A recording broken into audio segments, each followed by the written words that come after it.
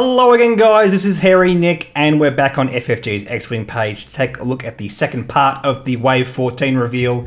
This is the TIE Reaper, the dropship on Scarif from the Rogue One film. Let's scroll down and take a look at what it includes. So we just had one high-res image of an upgrade card, and this is Death Troopers. Costs 2 points.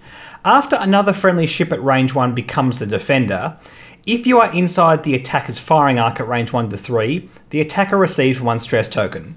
Now I like this. This is some good basic stress control. Nothing too insane. You have to fly your ships in a group, and I like things that play around with that.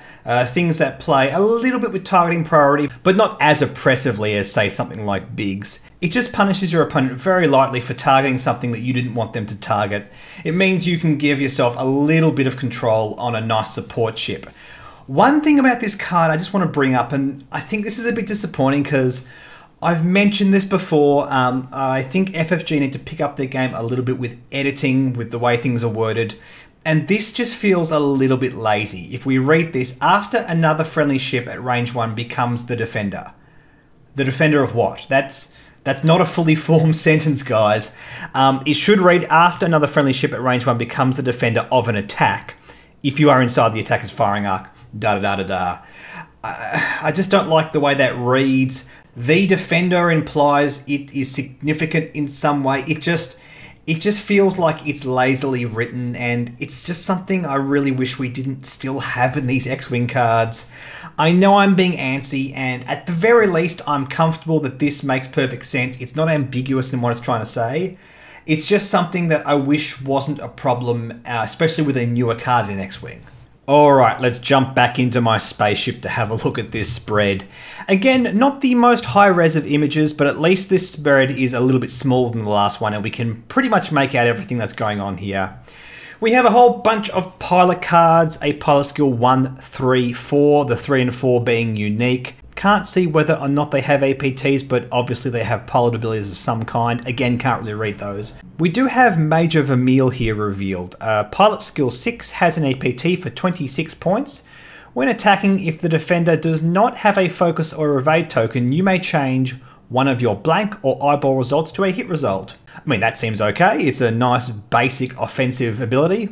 Nothing too crazy, but it's very spiky, very swingy. Basically, either your opponent is going to be very capable of defending against you or very incapable of defending against you, and that's very interesting. I like that a lot. It kind of makes a fringe case to take Hotshot Co-Pilot on this guy. It basically, if the opponent has a higher pilot skill and they want to shoot your TIE Reaper, you can force them to spend that focus token, and maybe that's enough to get the Major's ability working. I don't know, it's interesting. If there's a way to sort of strip tokens, there might be a fun build around with this. In the comment section, guys, if you have any ideas for this, I'd love to hear it.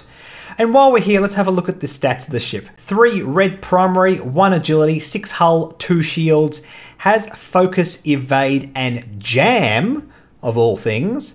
And it has 2 crew slots. Now, jam is very interesting indeed, because it indicates here in the article that this jam is designed to prevent your opponent from using a focus, evade, or target lock. However, this jam symbol is also on epic ships, and the jam symbol on epic ships assigns stress, so I don't quite know what's going on here. Maybe they've made the distinction that small ships don't use jam in the same way as epic, but I don't know, this is a bit confusing. It sounds to me like that this jam action just gives jam tokens, which makes perfect sense. I think if we can avoid having jam tokens and jam actions that give stress but don't give jam tokens in the same format, that's probably ideal. A bit more of an explanation is needed here, but it seems like this is just something that assigns jam tokens. At least if we have a look at the bottom of the spread here, we do indeed have jam tokens, so that to me makes the most sense. It's just a little bit confusing. Let's have a look at the gamut of upgrades we get. We get a copy of Decoy. I'm not really sure why. Decoy is a pretty average card, but okay, free reprint, we're not going to complain about that. We have multi-something-something camouflage, something-something, small ship only. Might be an APT, might be a modification, don't know. We'll find out when we get a bit more information. We have what looks like a tactical officer, some kind of crew, Imperial only. No more information on that, but more faction-specific crews always fun. ISB something, I don't know what that is. Looks like another Empire-specific cards. We have a copy of this condition card here, which we'll have a look at in a tick when we get down to Director Krennic. Moving along to the left-hand side, we have advanced ailerons. Don't quite know what this does, but treat your something maneuver as something something. Possibly changes the color of some of your maneuvers. Immediately after you reveal your maneuver dial, something stressed a white something. And it looks like we have a little white one hard turn or something of the like. So it looks like it's going to be very similar to adaptive ailerons, which was on the TIE Striker, which gave it a little bit of extra movement at the start of each turn. And it makes sense because this is meant to be flown flanked by TIE Strikers, so perhaps they're trying to give it some kind of way to function alongside them. We have a couple of copies of Systems Officer, which is nice, pretty decent card. Could find a decent home on the TIE Reaper, we'll see. But most notably, at the end of the spread here, we have Director Krennic, and I am very, very hyped for Director Krennic. He cost 5 points, is a crew on the Empire only. During setup, before the planned forces step, assign an optimized prototype condition to a friendly galactic empire with 3 or less shield. And I talked about this recently with the reveal of the Resistance Bomber. We have a card which specifically is talking about a sub-faction in the Galactic Empire. This card cannot be given to any First Order ship. It must be a Galactic Empire, and given that it's going to be given to something with 3 or fewer shields, you're probably looking at aces. Optimized prototype reads, increase your shield value by 1, which is awesome. Once per round, when performing a primary weapon attack, you may spend 1 die result to remove 1 shield from the defender. And this card has been cut off somewhere in the middle, and it looks like because the text is all bunched up to the top, there's actually more text on this. Based on what we see alone, this is nuts. Now, yes, it is worth mentioning that the bottom half of this text may have downside. It may actually hinder your ship in some basic way to kind of balance this out. But this is incredible. This is so good. Right off the bat, I think this is going to give the sort of Shuttle plus Aces archetype a real reason not to run Palp. I kind of talked about this when discussing the Upsilon class shuttle, which came with Kylo Ren and General Hux. And these are kind of utility crew that are meant to give you some kind of option apart from Emperor Palpatine to fly alongside aces. And I don't know if this is the thing that's going to make that popular, but this is certainly going to give Palp a run for his money. At least in my eyes, he will. He's obviously going to be great on the TIE Reaper as well, there's no question about that, but I think the one place this is going to have a very comfortable, happy home is on Rear Admiral Shenru. I've been amped about this all day, ever since I read this article. This has Rack written all over it. Obviously, it gives no benefit to Rack, but the one ship that you fly alongside Rack is going to have this. We're talking the Inquisitor, we're talking Darth Vader, we're talking Colonel Vessery, we're talking friggin' Whisper. Imagine Whisper with all these extra stats. 1 more shield, gets rid of shields when it attacks pretty consistently. 4 red dice, one of them is going to be blank. Spend it, get rid of one of those shield tokens. That is going to be insane crazy. Now, on that note, I want to talk about this list that uses Whisper and Rack. And on Rack, we have Emperor Palpatine and Kylo Ren. Now, this isn't what we always see. Sometimes we see Vader, Grand Moff Jared, or there's some kind of combination of these things. But this particular combination of Palp and Kylo is very potent alongside Whisper, because you have a way in Rack and Whisper to get crits very consistently through Palpatine, and of course Kylo gives your criticals more value. Director Krennic kind of steers the whole build in a different direction, because getting criticals off the back of Kylo, well, punching through the shields is always fantastic, but Kylo Ren doesn't rely on that as a crutch. Because if you have I'll Show You the Dark Side assigned to an enemy ship, you don't need to punch through the shields. That works on the shields. You just need to land a crit on the ship. Shields or not, that card's going through. And from that point of view, Director Krennic actually may even take a whole different archetype in that build.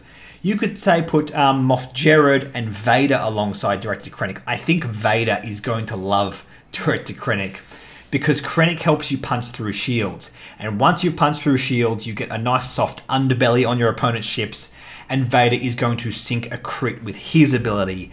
And I just think these two cards alongside each other is going to be great. And it means that kind of Palpatine Kylo archetype isn't really what we're going for anymore.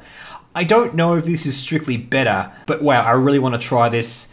Rack plus Ace has always been what I consider like a tier 2-3 kind of build. It's not sort of rocking the meta right now, but with Director Krennic, I seriously think this has a real red hot go of being a tier 1 list.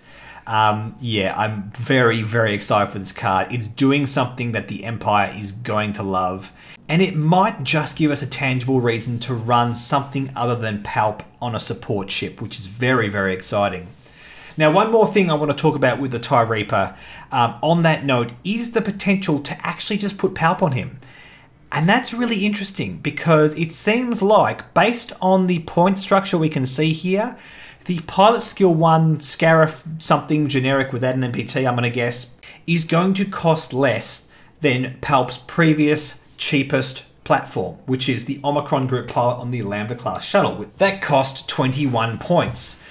Given that Major Vermeil cost 26 points, going all the way down to Pilot Skill 1, you would expect it to be at the very least Squad Point 20. I'm actually going to guess it's going to be like 18, 19, and that gives us a real competitive budget option for Palp. And I don't know, that just seems really, really legit. Now, obviously, if you take Palp on this build, you can't fit anything else. He's not going to have an EPT, so there's no free systems upgrades. And in the previous video, I talked about a new upgrade that's going to be very relevant on the Lambda class shuttle. So maybe that was made with that in mind in order to make sure that the TIE Reaper just doesn't become the new Palpmobile.